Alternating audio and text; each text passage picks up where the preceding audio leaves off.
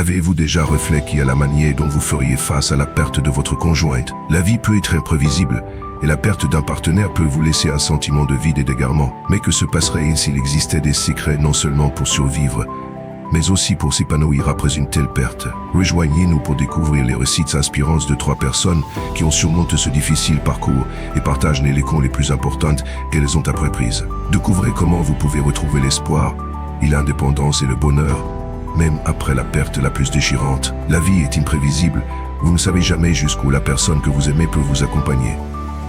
Masaki a dit, la vie est comme un train, et chacun ne peut vous accompagner qu'une partie du trajet. Quand ils doivent descendre, soyez reconnaissants car ils en passent de merveilleux moments avec vous. Si quelqu'un peut vous accompagner tout au long du trajet, vous devez être encore plus reconnaissant. Avoir un partenaire, jeune ou vieux, est une bénédiction, mais tout amour ne peut durer toute une vie. Certains partenaires quittent ce monde prématurément en raison de maladies ou de catastrophes. Lorsque le conjoint n'est plus là, la maison devient vide, comme si la vie avait perdu son soutien. Cependant, aussi triste ou douloureux que cela puisse être, le temps ne s'arrête pour personne, et les défunts ne reviennent pas à la vie. Quand votre conjoint meurt, vous devez vous soigner tout en continuant à vivre pleinement. Dans cette vidéo, nous explorons 3 secrets plus puissants pour retrouver la joie et l'épanouissement après une telle perte. Que vous recherchiez de la force émotionnelle ou des conseils pratiques pour la vie quotidienne, ces conseils peuvent vous guider vers un avenir plus rare. N'oubliez pas d'y aimer, de partager vos réflexions dans les commentaires et de vous abonner à la chaîne pour plus de réflexions sur la manière de surmonter les déceptions en 5 ans avec sagesse et grâce. Premièrement, s'immerger dans un chagrin excessif pendant trop longtemps. Imaginez perdre quelqu'un qui a été à vos côtés pendant la majeure partie de votre vie. Le chagrin est profond, et les souvenirs peuvent être à la fois un réconfort et une source de douleur intense. Et l'histoire de Calista est celle d'un cœur brisé et d'une résilience exceptionnelle. À 67 ans, elle a fait face à la perte inimaginable de son mari et s'est retrouvée à un carrefour. Comment continuer quand la personne que vous aimez le plus n'est plus là? Le parcours de Calista, du désespoir à la redécouverte d'un nouveau but dans la vie, est un témoignage de la force de l'esprit humain. Son histoire ne parle pas seulement de deuil, mais de la redécouverte de l'espoir et de l'apprentissage pour vivre à nouveau. Rejoignez-nous pour plonger dans son récit émouvant et découvrir comment, même dans les moments les plus sombres, il existe un moyen de trouver de la lumière et un sens à la vie. Calista, 67 ans, a déclaré, lorsque j'avais 64 ans, mon mari est décédé. Chaque fois que je me souviens du moment où il est parti, j'ai encore du mal à l'accepter. Pendant ces jours, j'étais comme un cadavre ambulant, ayant l'impression que la vie n'avait plus de sens. Bien des fois, je pense qu'il valait mieux que je le suive. Je pleurais souvent jusqu'à m'endormir, surtout la nuit. Quand je ne pouvais pas dormir, regardant ce grand lit double où je me trouvais désormais seul. Il était inévitable de me sentir triste, mais chaque fois que je regardais nos vieilles photos, souriant si heureusement, je me disais que je devais être tenir un peu plus longtemps. Mon mari n'aurait pas voulu que je vive ainsi. Peu importe à quel point j'étais triste, les larmes ne le ramèneraient pas. Alors j'ai continué à être triste. Vivre pleinement et le laisser, dans un autre monde, se sentir en paix est ce que je devrais faire. Calista a finalement compris. En effet, la séparation entre la vie et la mort est la mort la plus triste au monde, mais les défunts sont partis et les vivants continuent. Peu importe à quel point le passé était heureux ou à quel point les souvenirs sont doux. On ne peut pas toujours vivre dans le passé en négligeant la beauté du présent et les espoirs pour l'avenir. Apprendre à regarder vers l'avenir et à bien vivre le présent est non seulement un devoir envers soi-même, mais aussi une façon de laisser le conjoint défunt reposer en paix. Lorsqu'un conjoint disparaît, il est d'abord important de rester calme. Il faut se réconforter, prendre soin de sa santé, garder l'esprit clair et ne pas se laisser submerger par le chagrin. Il est essentiel d'y ajuster progressivement son état d'esprit, de retrouver confiance et de vivre une vie autonome et forte. Prenez courage, mangez quand vous en avez envie, dormez quand vous le pouvez, promenez-vous dans le parc et marchez dans la rue. Ne dépendez pas des autres. Apprenez à apprécier la solitude avec élégance et sagesse, en nourrissant votre monde spirituel comme en savourant un vin vieilli, profitant de votre vie infinie. Quand la solitude vous gagne, vous pouvez vérifier avec des amis, discuter de tout et trouver de la joie dans la solitude. De cette manière, les dernières années solitaires seront encore agréables. Faire face à la perte d'un partenaire de toute une vie est l'une des expériences les plus difficiles à affronter. Et l'histoire de Calista met en lumière pourquoi ce sujet est si important à discuter et à comprendre. Tout d'abord, son expérience montre que le deuil est une émotion universelle qui ne fait aucune distinction d'âge, de milieu ou de culture. Cela nous rappelle qu'il est normal de ressentir une profonde tristesse et une solitude après la perte d'un être cher, et que cette compréhension peut aider les gens à se sentir moins isolés dans leur chagrin. Deuxième point, se reposer excessivement sur ses enfants pour le reste de sa vie. Vous êtes-vous déjà demandé à quoi ressemble la vie des parents âgés vivant avec leurs enfants adultes? Trouvent-ils du réconfort et du bonheur? Ou cela entraîne-t-il des défis inattendus et des peines de cœur? Dans notre histoire, Madame Ba, une veuve de 65 ans, partage son parcours émouvant de cohabitation avec sa fille, puis sa décision de vivre seule. Son expérience révèle une leçon puissante sur l'indépendance et la recherche du véritable bonheur dans ces années d'Oris. Restez avec nous pour plonger dans son histoire et découvrir pourquoi, parfois, la meilleure compagnie que vous puissiez avoir est la vôtre. Expérience de Madame Amba. Madame Amba, âgée de 65 ans, déclare, après le décès de mon époux, j'ai vécu avec ma fille pendant de nombreuses années et maintenant, je vis seul à nouveau. Au départ, je croyais que le soutien mutuel entre parents et enfants était naturel. Je t'élève quand tu étais jeune, et tu m'accompagnes dans ma vieillesse. Cependant, après avoir tout consacré à la famille de ma fille, ce que j'ai récolté, s'y était à me prix grandissant. Avec le temps, mon mari et moi étions tous deux à la retraite. Je ne pensais pas à comment vivre seul, croyant que nous vieillirions ensemble. Mais une maladie importe mon mari, me laissant seul. Ma fille venait d'y accoucher d'un petit fils à l'époque, et mon gendre me propose de vivre avec eux, disant que je devais prendre ma retraite tranquillement. J'ai été reconnaissante de leurs conseils et de leur réconfort. En voyant mon petit-fils, je le considérais comme la réincarnation de mon mari, et je lui consacrais tout mon temps et mon énergie, aidant aux tâches ménagères chez ma fille.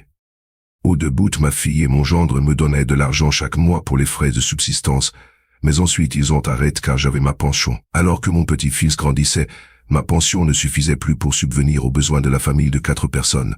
J'ai mentionné cela à ma fille plusieurs fois, mais elle semblait impatiente, me donnant parfois un peu d'argent, mais souvent en faisant semblant d'oublier. Les personnes âgées parlent beaucoup, et vivre ensemble conduit inévitablement à des désaccords. Parfois, je ne pouvais m'empêcher de critiquer ma fille de ne pas savoir vivre avec modération, faisant des achats en ligne chaque jour sans épargner pour les moments difficiles. En ce qui concerne l'éducation de mon petit-fils, ma fille et mon gendre le laissaient se développer naturellement. Alors que je pense qu'il faut discipliner les enfants dès leur plus jeune âge, avec le temps, un fossé s'est creusé entre nous, ils me parlaient moins poliment et respectueusement.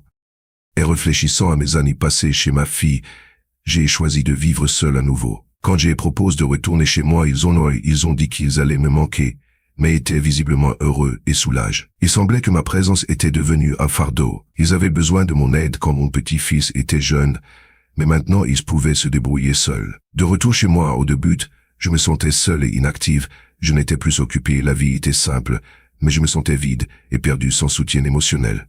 Après un certain temps, j'ai appris à apprécier la solitude, à redécouvrir certains de mes centres d'intérêt, à rejoindre des cours de calligraphie et de peinture, ainsi que des groupes communautaires, et à me faire quelques amis partageant les mêmes idées. Mes journées sont remplies. Je réalise qu'une vie de confort, de loisirs et de liberté est l'idéal que j'ai toujours recherché. Après la mort de mon mari, j'ai finalement vécu la retraite que je voulais.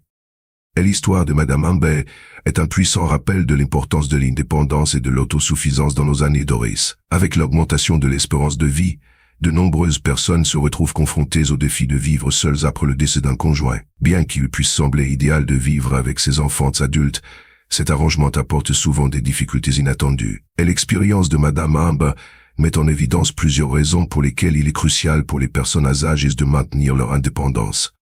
Tout d'abord, vivre avec des enfants peut entraîner des conflits dus aux différences générationnelles. Et l'histoire de Madame Amba montre comment des visions divergentes sur l'argent et l'éducation des enfants et les habitudes quotidiennes peuvent créer des tensions. Cela n'est pas seulement un problème culturel, mais un problème universel. Aux États-Unis, les familles sont souvent confrontées à des défis similaires où le désir d'indépendance entre en conflit avec le besoin de soutien familial.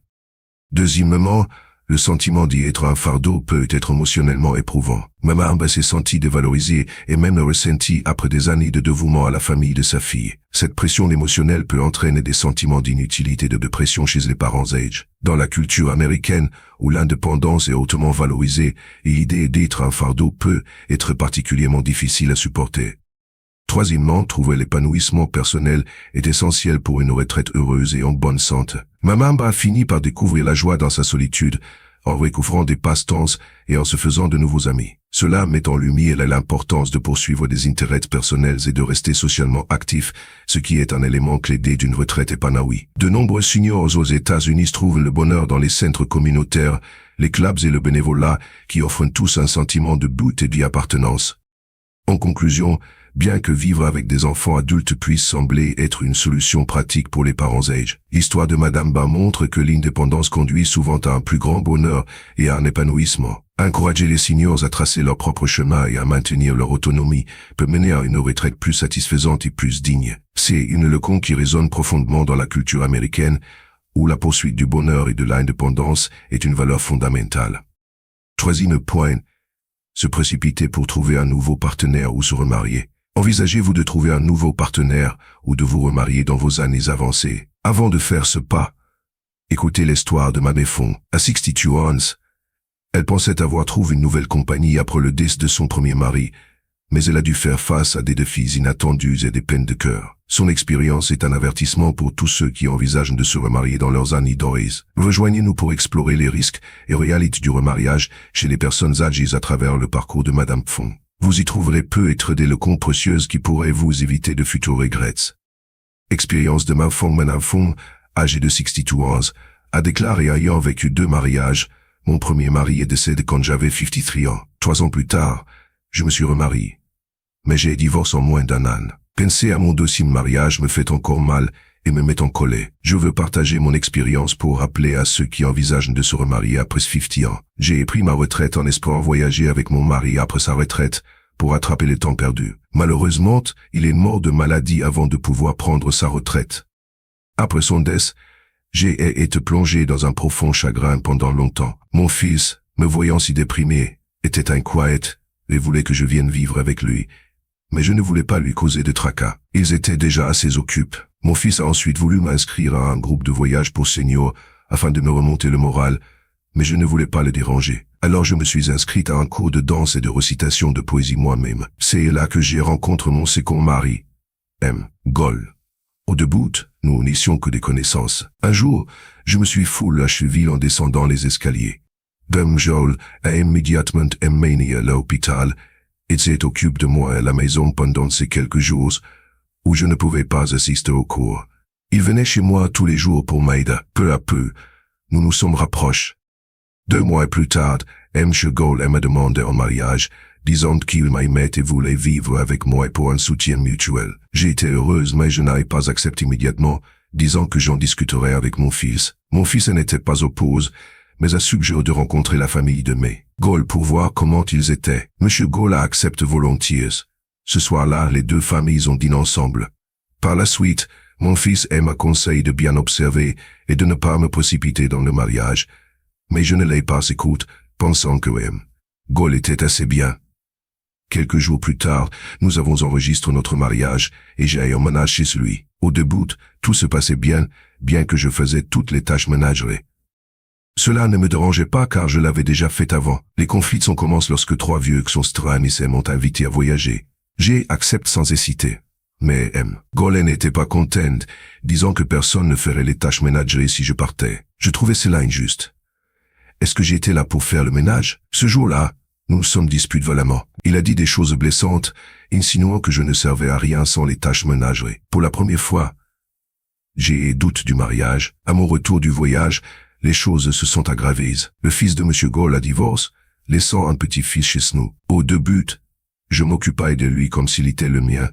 Mais il était gâte, difficile avec la nourriture et faisait des crises de colère et s'il n'était pas content. Après quelques jours, je ne pouvais plus supporter. J'ai parlé à M. Gol, lui suggérant que son fils prenne en charge son petit-fils.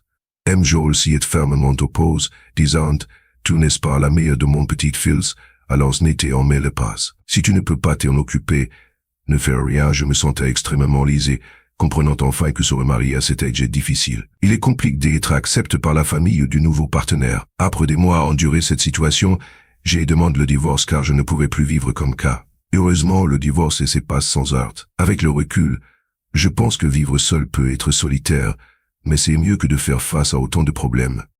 Comprendre les défis et les risques du remariage à un âge avancé est crucial pour plusieurs raisons. Et l'histoire de Madame Kelly illustre les complications potentielles qui peuvent survenir lorsqu'on essaye de mêler des vies à un âge plus avancé. Tout d'abord, les remariages tardifs s'impliquent souvent des habitudes et des points de vue profondément ancrés qui se sont développés au fil des décennies. Ces différences peuvent rendre difficile la cohabitation harmonieuse. Contrairement aux couples plus jeunes, les individus plus âgés peuvent avoir du mal à s'adapter au mode de vie et aux attentes d'un nouveau partenaire. Mme Kelly l'a expérimenté de première main lorsqu'elle s'est sortie elle-même. Au sujet des responsabilités ménagères et de ses projets de voyage, de tels conflits peuvent générer un stress important et de la frustration. Deuxièmement, il peut être difficile d'obtenir l'acceptation de la famille d'un nouveau partenaire. Les enfants et petits-enfants plus âgés peuvent avoir des routines et des attentes bien établies qu'un nouveau conjoint peut perturber. Dans le cas de Madame Kelly, le fils et le petit-fils de May, Golan ajoute une pression imprévue à son nouveau mariage. Le manque d'acceptation et de coopération de la part des membres de la famille peut créer un climat de tension et de ressentiment, rendant plus difficile la prospérité du mariage. De plus, la préparation émotionnelle est un autre facteur crucial. Après la perte d'un conjoint, la solitude et la peur de l'avenir peuvent pousser quelqu'un à rechercher rapidement une nouvelle compagnie. Cependant, cette précipitation peut entraîner la négligence de signaux d'alarme potentiels. La décision rapide de Madame Kelly de se marier avec M. Goal, malgré les conseils de son fils d'y observer et d'y attendre, elle a finalement mené à une déception et à un autre divorce. Guérir émotionnellement et évaluer soigneusement ses besoins et attentes sont essentiels avant d'y entamer un nouveau mariage. Enfin, les complications financières et juridiques sont courantes dans les remariages tardifs. Des questions comme l'héritage, les décisions de santé et la répartition des biens peuvent devenir des sujets de discorde. Bien que l'histoire de Madame Kelly n'aborde pas ces aspects, ils sont des considérations importantes pour quiconque envisage de se remarier plus tard dans la vie. En conclusion, bien que la compagnie dans la vieillesse soit précieuse, et l'expérience de Madame Kelly souligne l'importance de bien réfléchir et d'évaluer soigneusement la situation avant de décider de se remarier. Comprendre ces défis potentiels peut aider les individus à prendre des décisions éclairées qui conduisent à des relations plus sécures et plus stables. En conclusion, la vie après la perte d'un conjoint peut être incroyablement difficile, mais il est possible de retrouver joie et épanouissement en évitant un deuil prolongé, une dépendance excessive envers les enfants et en se précipitant dans une nouvelle relation. Vous pouvez créer une vie riche et significative pour vous-même. Prenez soin de votre santé, engagez-vous dans des activités qui vous apportent du bonheur et créez de nouveaux liens. Embrassez votre indépendance et chérissez les souvenirs de votre être cher tout en vous ouvrant à de nouvelles expériences. Ces étapes peuvent vous aider à guérir et à trouver un nouveau but. Souvenez-vous, la vie est précieuse et chaque instant compte. En faisant des choix réfléchis et en vous concentrant sur votre bien-être, vous pouvez prospérer même après une perte aussi significative. Les histoires de Calista, Madame Burr et Madame Kelly montrent que bien que le deuil soit une réponse naturelle, la résilience et le soin de soi sont essentiels pour aller de l'avant et trouver de la lumière dans les moments les plus sombres. Catherine pointe cette grande chose à propos de vieillir. On ne peut pas séparer le vieillissement de la retraite. Nous vieillissons et nous entrons dans une nouvelle phase de vie. Lorsque nous sommes jeunes, il est difficile d'imaginer vieillir et nous nous concentrons sur les aspects négatifs. Mais il y a beaucoup de choses positives à propos du vieillissement. Et voici 7. Et j'aimerais entendre vos histoires sur la façon dont vous vous identifiez à cela, ou des éléments que j'aurais pu être manque. Il y a des preuves intéressantes concernant les jeunes qui ont une vision négative des personnes âgées. Ils abordent la vie plus tard avec une attitude beaucoup plus pessimiste que ceux qui sont plus ouverts au vieillissement. Il existe une dichotomie entre les opinions et les actions qu'ils ont, les deux ne peuvent pas être vrais. Un exemple concret d'une personne que je connais concerne 2 hommes dans la vingtaine qui ont fait des commentaires négatifs à propos d'un homme d'une cinquantaine d'années. Ils entraînaient à la salle de sport, lui disant qu'ils ne comprenaient pas pourquoi ils s'en donnaient la peine. Je me demande comment cela affectera leur abonnement à la salle de sport lorsqu'ils vieilliront. Je me comprends mieux. Je connais le type de travail qui met en valeur mes forces. Je me connais aussi mieux en tant que personne et je suis plus fidèle à moi-même. Je peux être plus assertif quant à ce que je veux et plus indulgent. Je comprends que nous sommes tous humains et que nous faisons des erreurs et disons des choses maladroites. Je sais ce que j'aime. J'aime trouver des idées, inspirer les autres, avoir de la vérité, du temps pour écrire et communiquer. J'adore voyager et j'aime ma vie de portefeuille en étant plus sélectif dans mon travail. Il y a certains types de travail, de missions et de clients qui ne m'ont pas convenu. Je suis plus confiant pour dire non. Je connais l'environnement qui me convient le mieux. Je ne peux pas travailler dans le bruit et la distraction. J'ai besoin de calme et de tranquillité. Je le dis aux gens. J'apprécie les clients qui savent me donner du temps pour réfléchir et qui ne s'attendent pas toujours à ce que je leur donne la meilleure réponse sans réfléchir. Dans le passé, j'ai travaillé avec du bruit extérieur. Et cela me stresse. Je n'étais pas fidèle à mes besoins. Je fais confiance à mon jugement et à mes instincts. Si cela ne me convient pas, je dis non. Et si cela me convient, je fonce. J'ai eu peur de le faire dans le passé, pensant que je devais être logique et analyser les faits. Mais parfois, on sait juste. J'ai fait un grand changement de vie en étant fidèle à qui je suis. Cinquième point, je suis vivant. Cela m'agace quand des gens se plaignent de douleur et que des personnes âgées disent qu'elles préféraient être trèfles. Je suis vraiment reconnaissant pour chaque jour que je passe sur Terre, en pensant à ce que nous pouvons faire et à tout ce que nous avons fait de chafette. Nous entrons dans une nouvelle phase de vie et je veux être perçu comme sage. Sixième point, je peux vivre avec mes rides et mes petites imperfections.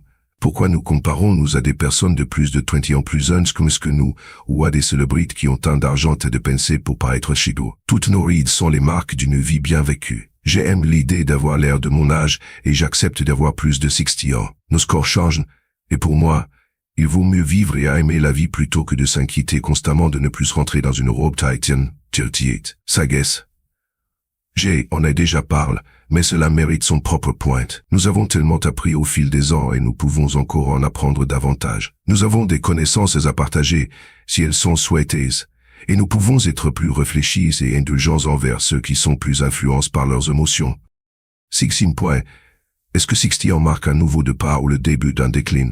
À 50 ans, il semblait que c'était un tournant majeur, mais j'étais actif, je venais de commencer à voyager de manière aventureuse, et le travail était une partie centrale de ma vie. J'avais encore des années devant moi, mais 60 ans est davantage un jalon. Je pense que 80 ans aussi est vieux, donc cela signifie qu'il me reste 20 ans. Serais-je capable de faire tout ce que je veux faire? Mais que faire si je n'ai pas 20 ans?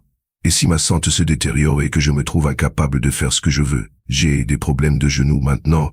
Heureusement, ce n'est pas de l'arthrite, mais toutes ces torsions avec la dent sont en train de des ligaments du genou déchirent. Donc je dois faire attention. Il est trop tard pour marcher le circuit d'Anara, mais il peut y avoir autre chose. Il y a beaucoup de choses que je suis peu probable de faire maintenant, comme devenir pianiste de concert ou participer à l'île avec Bear Grylls à la télévision.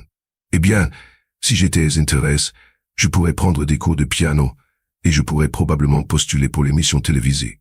Mais bien que cela aurait été un défi fantastique il y a 10 ans, alors pourquoi ne l'ai-je jamais fait avant? Je n'éprouve plus le besoin de me lancer dans ces défis. En réfléchissant, j'ai parfois fait des choses juste pour montrer que je pouvais. Maintenant, je veux faire les choses que j'ai envie de faire. Je peux être plus fidèle à moi-même. Peut-être que j'ai perdu un peu de ma forme physique et que je dois faire attention à mon dos et à mes genoux à la salle de sport. Mais je peux soulever une kettlebell de 20 kg, faire un curl biceps avec 8 keys dans chaque main, et maintenir la planche pendant une unité extra. C'est plus que beaucoup de gens, et pour moi il est important de garder ma forme physique. J'ai quitté un long mariage pour recommencer et découvrir qui je suis. Je suis heureuse d'y être seule et de faire de nouvelles choses. J'ai trouvé la personne sociable qui aime la vie, elle était là juste cachée. J'ai fait de nouveaux amis, et je ne peux pas croire à quel point cela est facile. C'est tellement plus facile de se faire des amis quand on est célibataire. C'est amusant d'y avoir mes filles avec qui parlent. Les gens disent que je suis agréable à côtoyer, et mon enthousiasme est contagieux. Je choisis de faire ce que je veux et de dire non plus souvent, moins de considération pour répondre aux attentes des autres, et plus de temps pour faire ce que je veux faire. Dire non devient facile, dire oui aux choses que je veux faire est formidable. Changer d'avis peut aussi être bien. Je vise, j'écoute, mais je ne tente plus de résoudre les problèmes des autres. Trop souvent, je me suis impliqué, ce qui a signifié que les autres n'ont pas appris de leur situation. Je suis sur un chemin de découverte, et je ne me préoccupe pas du processus de vieillissement. Je ne veux pas avoir l'air d'avoir 25 ans. J'ai un corps qui a vécu et qui me sert bien. Je donne l'impression d'être heureuse dans ma peau, de faire ce que je veux et de porter les vêtements que je souhaite. Si j'attends de perdre 1 kilo, achèterai-je un jour de nouveaux sous-vêtements? Alors, je les ai achetés maintenant et je les porte tous les jours. Septième point.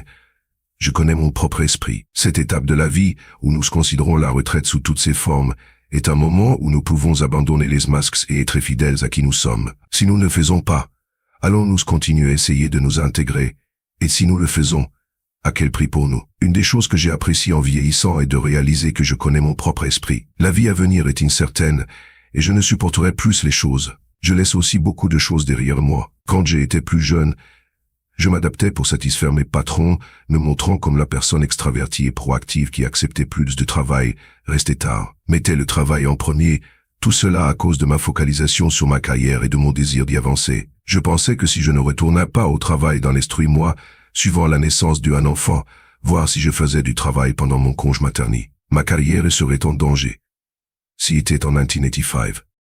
Avec le recul, je vois que tout se serait bien passé. Il y a toujours une autre promotion, une autre opportunité, et l'importance de la sagesse, si est un avantage du vieillissement. En prenant une vue à long terme des actions dans de nombreux domaines de ma vie, je ferai ce que je veux. Je danserai comme si personne ne regardait.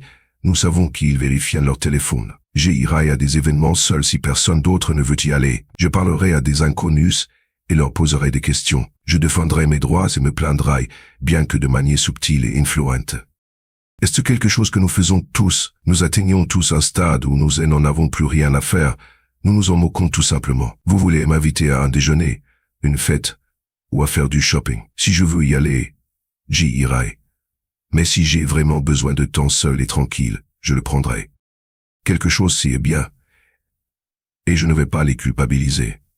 Cependant, je me demande si nous devons passer par cette étape de la vie pour évoluer par rapport à notre moi plus jeune qui se souciait et mettait les autres en premier.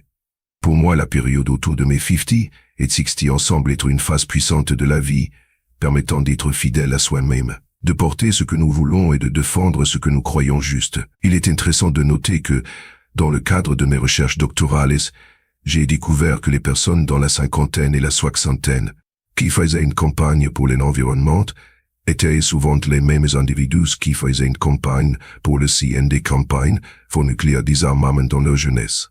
En effet, être fidèle à soi-même permet à notre moi authentique de surgir. Par exemple, dans mon cas, cela impliquait d'accepter mes cheveux gris et de me préoccuper moins des rides et des lignes sur mon visage, des signes d'une vie bien vécue. Lorsqu'une famille perd un conjoint ou un partenaire, et l'impact émotionnel et psychologique peut se répercuter à travers le foyer, laissant des effets durables sur tous les membres concernés. Et l'absence d'un être cher, en particulier d'une figure clé comme un mari ou une femme, peut déclencher une gamme d'émotions négatives et de changements de comportement qui, si elles ne sont pas contrôlées, peuvent mener à un mode de vie plus destructeur et malsain. Au départ, la réponse la plus courante à la perte d'un conjoint est un profond chagrin, souvent accompagne d'un sentiment d'impuissance ou de paralysie émotionnelle. Pour le partenaire survivant, le poids de la solitude peut être insupportable.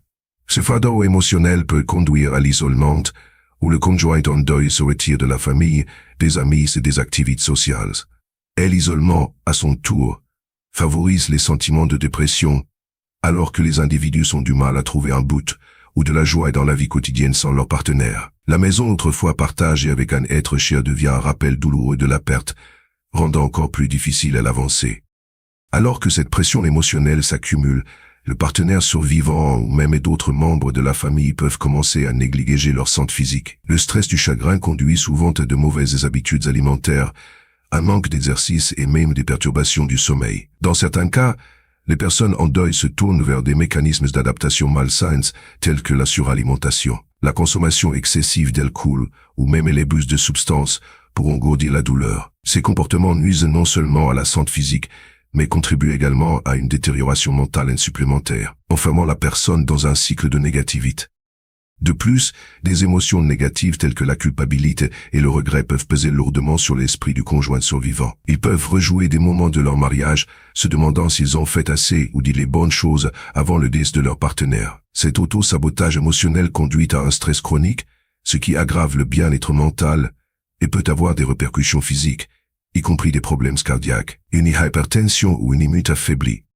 Pour les enfants adultes dans le foyer, et l'impact de la perte d'un parent peut également être significatif. Ils peuvent également ressentir du chagrin et de la douleur émotionnelle, mais ils se sentent souvent contraints de se substituer comme aidants pour le parent survivant.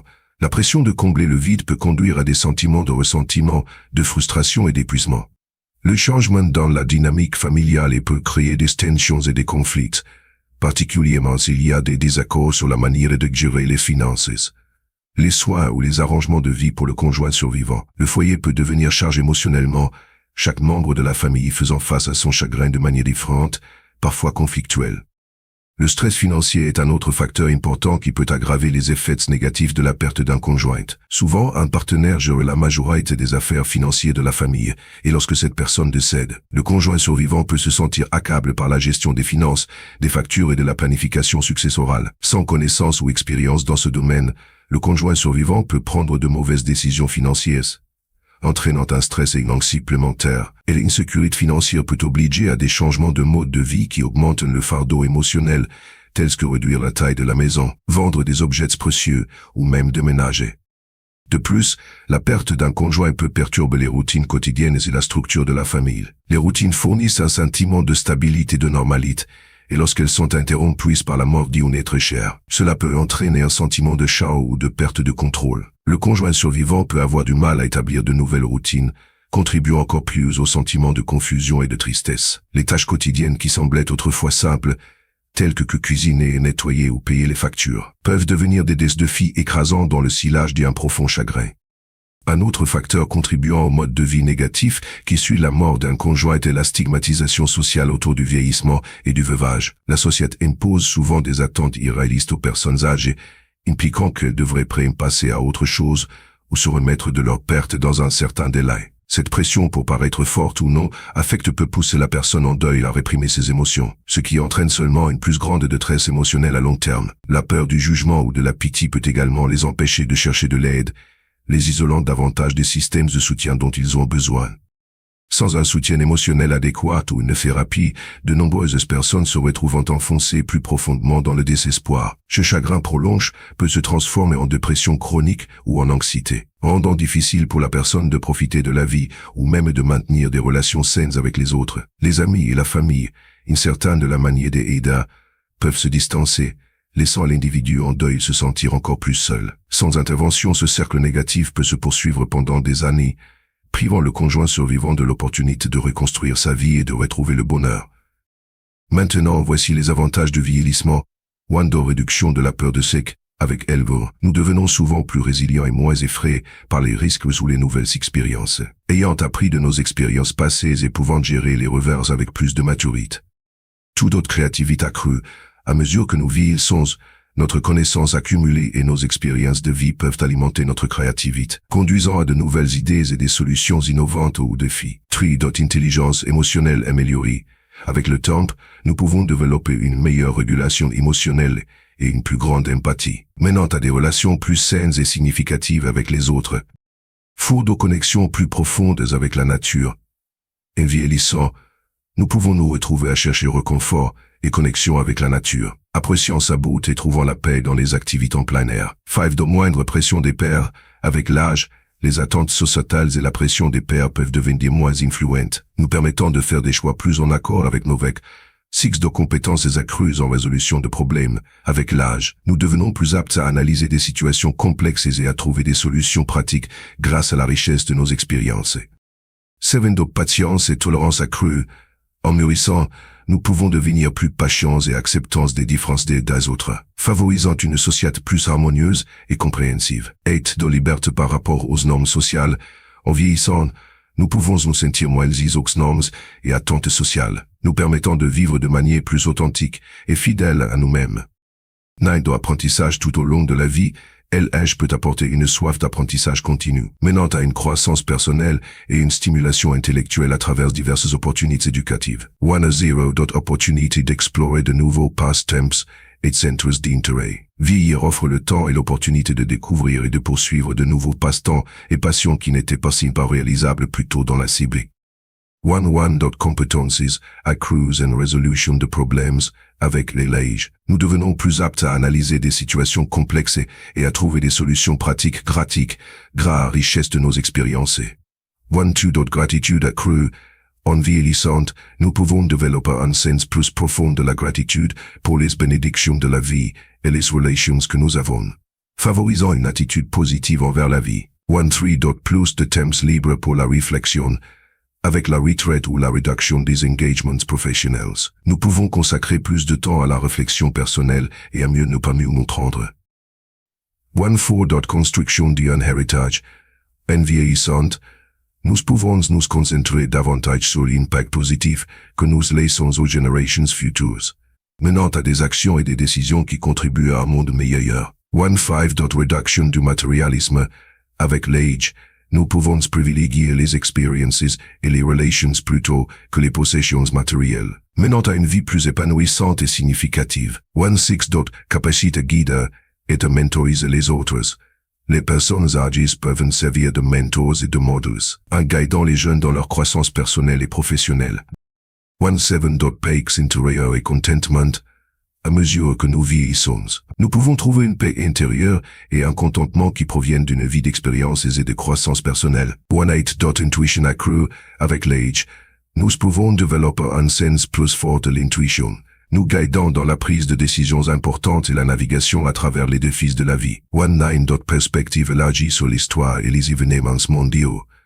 En vieillissant, nous sommes témoins et vivants des événements historiques, nous offrant une perspective plus large sur le monde et son évolution. 20. Partage de la sagesse.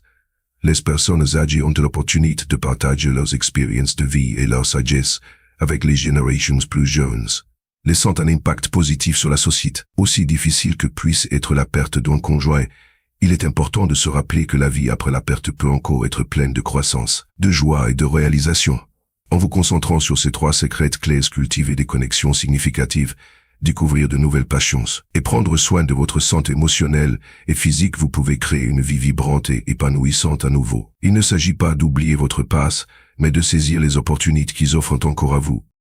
Si cette vidéo vous a touché, merci de lui donner un pouce bleu et de la partager avec quelqu'un qui pourrait en bénéficier. N'oubliez pas de vous abonner à notre chaîne pour plus de contenu sur l'épanouissement dans la vie avancée. Et laissez vos commentaires ci-dessous, nous serions ravis de savoir comment vous naviguez à travers les défis de la crise. Merci de votre visionnage et rappelez-vous, chaque nouveau chapitre est une chance pour un nouveau départ.